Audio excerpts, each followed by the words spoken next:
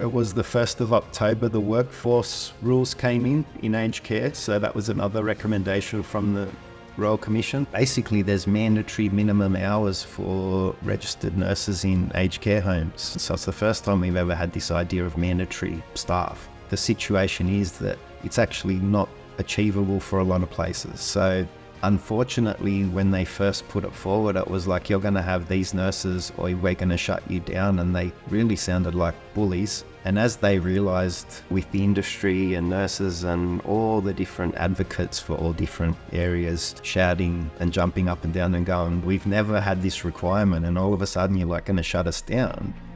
But we're advertising for staff. There's no staff coming.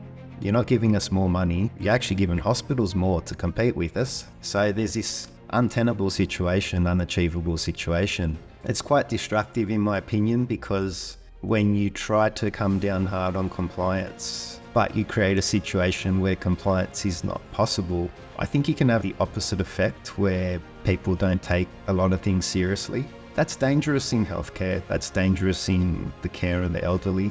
I'm often one to talk about too much regulation, but I think in our conversations, I've also said I believe there's got to be some balance. And the last thing we want is people not caring at all, people not caring about regulation and going, you know what, no one's really checking or caring. That's all just kind of fluff.